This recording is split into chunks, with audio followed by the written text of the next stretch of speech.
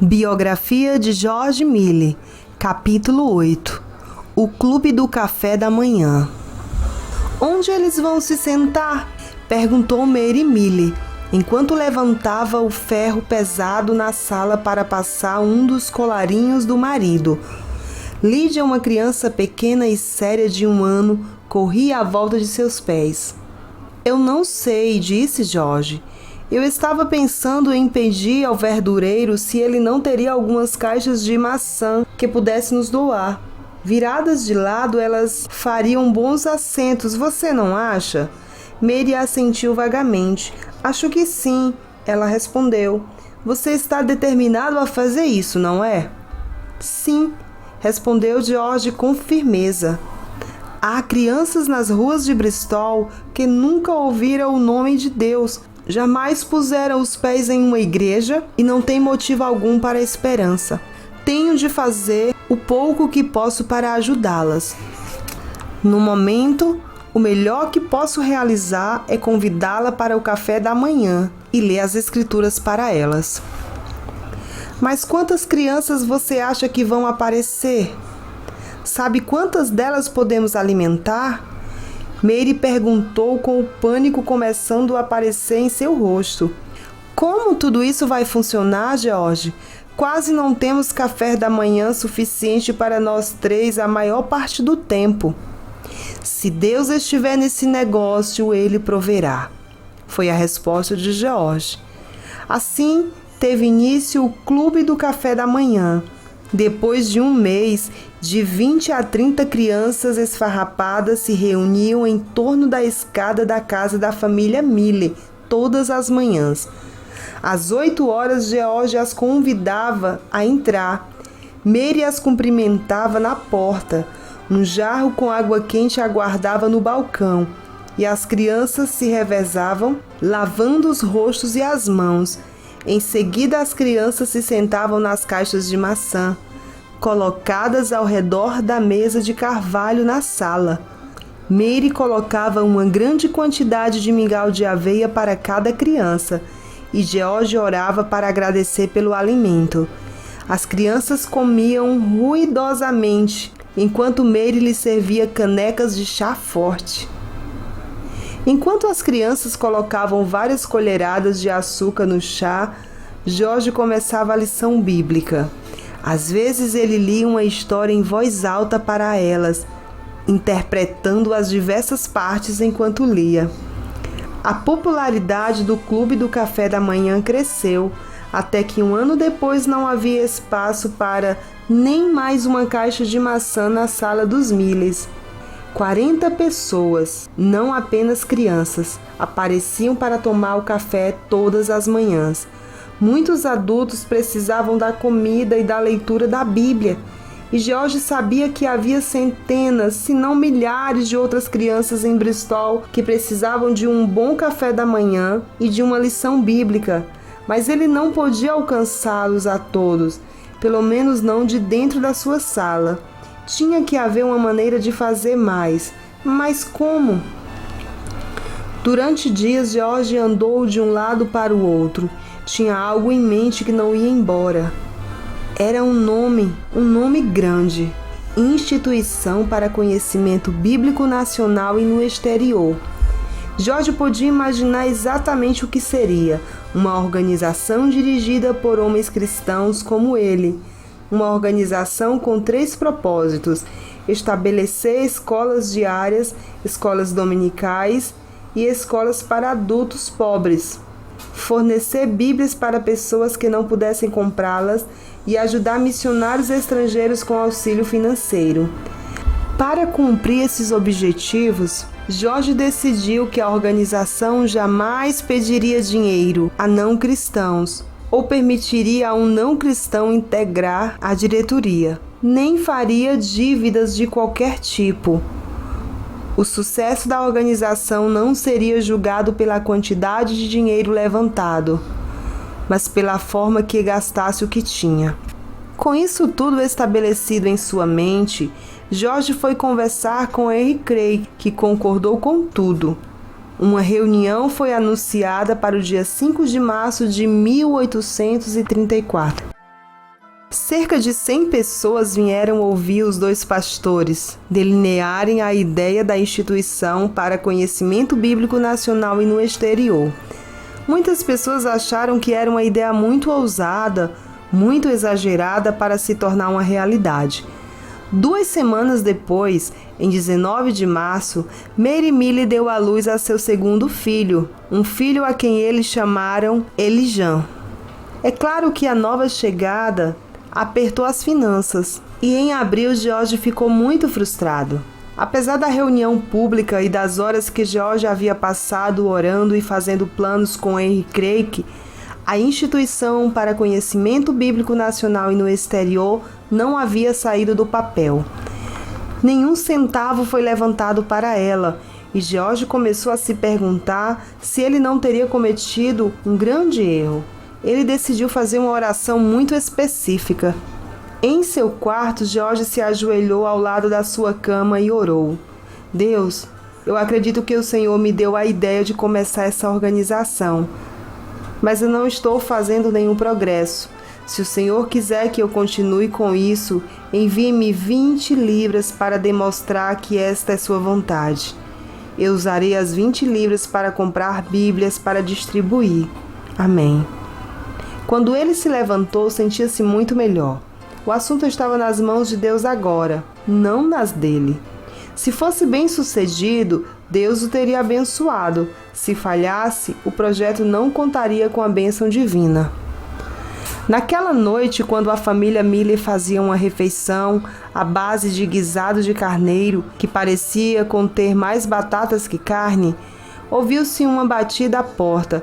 Quando George abriu a porta, uma mulher da capela de Deão estava diante dele. Sinto muito incomodá-lo, Senhor, disse a mulher fazendo uma reverência, mas há algo em minha mente e não consigo descansar antes de resolver. Pegue este envelope e Deus o abençoe. Ela colocou a mão no bolso do casaco e tirou um envelope branco. George estendeu a mão e pegou o envelope da mulher. Parecia haver dinheiro no envelope, algumas notas. A mulher deu meia volta e desceu os degraus. Espere um momento, por favor, disse George. Tenho uma pergunta para a senhora. A mulher parou. Pois não? Ela perguntou enquanto se virava. Estou pensando exatamente o que a senhora quer que eu faça com isso. Bem, ela disse, o que quer que o senhor precise. George franziu a testa. A mulher parecia insegura. Mas há algo em particular que a senhora gostaria de ver feito com o dinheiro? Ele a sondou. Para ser sincera com o senhor, se o senhor não precisar dele com urgência, gostaria que o dinheiro fosse usado para comprar Bíblias para os pobres. Ela deu um pequeno sorriso. Obrigado. George respondeu descendo para cumprimentá-la. 1000 vezes obrigado. Quando George fechou a porta e voltou para a sala, Mary olhou para ele e perguntou: O que foi, George? A resposta para a minha oração, respondeu com o rosto brilhando de alegria. Se eu não estiver enganado, este envelope deve conter 20 libras. Ele o abriu e 4 notas de 5 libras caíram em suas mãos. Oh, Mary, ele exclamou, Deus está nesse negócio afinal. É melhor nos prepararmos. Sei que ele está prestes a abrir as comportas. E elas foram abertas 6 meses após receber o primeiro donativo. A Instituição para o Conhecimento Bíblico Nacional e no Exterior oferecia educação para 120 crianças na escola dominical e 200 crianças e 40 adultos na escola diurna. 1000 Bíblias foram compradas e distribuídas e 57 libras haviam sido enviadas ao exterior para o sustento de missionários. George prestava conta de cada centavo do dinheiro recebido em seus registros meticulosos. Tudo era registrado, desde o salário do diretor ao carvão para os aquecedores, o giz para a lousa e as bolas de cricket para o dia do esporte. No ano seguinte, tudo correu bem para a família Miller.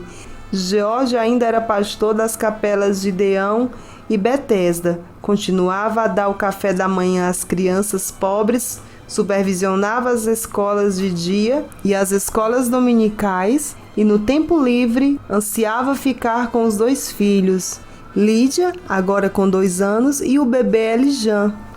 Entretanto, em 1835, uma tragédia atingiu a família. Elijan, agora com 15 meses de vida, pegou uma gripe e ficou muito doente. Jorge havia visitado crianças enfermas o suficiente para saber que o filho corria grave perigo. Escreveu em seu diário: Mês de maio. Seja feita a santa vontade do Senhor em relação ao meu querido pequenino. No dia seguinte, Elijan morreu. Foi um momento muito difícil para George, que sentia falta de seu filho terrivelmente. Mas foi um momento ainda mais difícil para Mary. 4 dias antes, seu pai, de quem ela sempre havia sido muito próxima, havia morrido. Agora sobrara para ela a tarefa de organizar e participar de 2 funerais em uma única semana. Mais tarde, no mesmo ano, a doença se aproximou de George. Ele jamais se recuperara por completo da hemorragia no estômago e o velho problema ressurgiu. Mary temia que seu marido também pudesse morrer. O médico deixou claro a George que ele precisava de uma mudança de ar se quisesse ter alguma esperança de recuperação. Então, com Mary e Lídia, George viajou para a ilha de Whitney, onde passou o 30º aniversário. Pela primeira vez, George teve tempo de ler e aproveitou a chance. Leu a biografia de muitos missionários, incluindo a de John Newton. Também separou algum tempo para ler jornais. Todos os dias as consequências do ato de leis dos pobres pareciam fazer parte das manchetes. E George podia entender o motivo. Até 1834, o governo inglês, através das igrejas, ajudou a sustentar pessoas da classe trabalhadora nos momentos em que elas não conseguiam encontrar emprego. O auxílio impediu muitas famílias de passar fome e permitiu aos homens a dignidade de voltar a trabalhar assim que pudessem encontrar trabalho. No entanto, em 1834, tudo mudou. No esforço para economizar dinheiro, o governo retirou o apoio fornecido aos trabalhadores pobres e substituiu-o por uma política diferente. A família que não pudesse se sustentar teria que ir para um dos albergues do governo. Mesmo enquanto George convalescia na ilha de Whitney, muitos novos albergues estavam sendo construídos em todo o país. Os albergues do governo eram lugares terríveis e deveriam ser assim, pois o governo desejava que eles fossem tão pouco atraentes quanto possível para desencorajar as pessoas de se candidatarem a eles. Todavia, sem um apoio financeiro adicional do governo, centenas de famílias trabalhadoras, pais e mães solteiras e órfãos não tinham mais aonde ir, não importando quão pouco atraentes os albergues fossem. Quanto mais George lia sobre esses lugares, mais triste ficava. Maridos, mulheres e crianças nos albergues eram separados e obrigados a fazer o trabalho mais servil. Durante 12 ou 14 horas por dia, as pessoas eram forçadas a esmagar ossos de cavalos e vacas, quebrar pedras e moer milhos com as mãos. Depois do dia, caíam exaustos nos beliches infestados de piolhos e pulgas, sabendo que teriam que se levantar no dia seguinte e fazer tudo de novo. Em troca do trabalho, os trabalhadores recebiam 2 refeições por dia, que deveriam ser comidas em silêncio. Todas as crianças com 7 anos ou mais eram obrigadas a trabalhar e não tinham permissão para ver os pais, mesmo que se encontrassem no mesmo albergue. A taxa de mortalidade ali era alta. As doenças se disseminavam nessas condições horríveis de vida. Com a crescente situação dos albergues, haveria mais trabalho que nunca. Assim que George melhorou, ele voltou para Bristol. Em 15 de novembro, escreveu no diário: "Chegamos em segurança.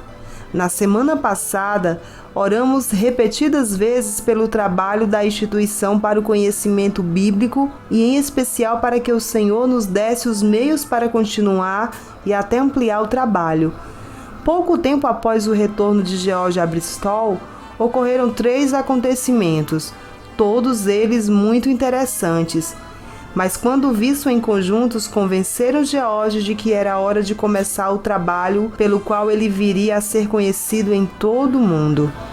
O diretor da Escola dos Meninos, administrada pela Instituição para o Conhecimento Bíblico, veio informar sobre seu progresso. George conhecia cada aluno na escola, seus gostos e tristezas, e o que esperavam ser quando crescessem. Como resultado, George estava muito interessado no que o diretor tinha a dizer, uma vez que cada aluno representava uma esperança para o futuro. George ficou chateado quando soube que Fred, um dos primeiros meninos a se inscrever e um bom aluno, fora levado para o albergue. As crianças tinham menos direitos que qualquer outra pessoa nos albergues. Fred não teria permissão para receber visitantes, a não ser que a governanta responsável aprovasse. Ele não poderia deixar o albergue para ir à escola e não poderia possuir nem mesmo a Bíblia que George lhe deu. George deitou a cabeça sobre as mãos. Por que isso tinha que acontecer com Fred?